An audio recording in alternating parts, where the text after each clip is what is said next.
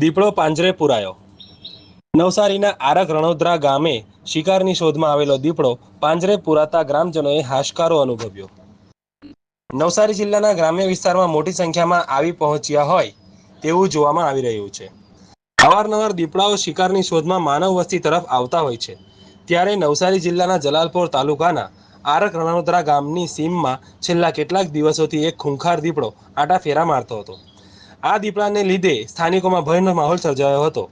આ દીપડો પિંજરે પુરાતા ગ્રામજનોમાં રાહત જોવા મળી છે। નવસારી જિલ્લાના આરક રણોદરા ગામની સીમમાંથી દીપડો પાંજરે પુરાયો છે। 15 દિવસથી ગ્રામ્ય વિસ્તારમાં દીપડાની અવર જવરને પગલે વન વિભાગને જાણ કરવામાં આવી હતી, જેના પગલે વન વિભાગ દ્વારા અહીં પાંજરું મૂકવામાં આવ્યું હતું। આખરે દીપડો પાંજરે પુરાતા સ્થાનિકોએ રાહતનો દમ લીધો છે। સ્થાનિકો દ્વારા મળતી માહિતી અનુસાર રાત્રિના સમયે પાંજરામાં કદાવર દીપડો પુરાતા ગ્રામજનો તેને જોવા ટોળે વળ્યા હતા। નવસારી વન વિભાગની ટીમ દીપડાનો કબજો લઈ વન વિભાગ દ્વારા દીપડાને જંગલ વિસ્તારમાં સુરક્ષિત વાતાવરણમાં છોડવામાં આવશે।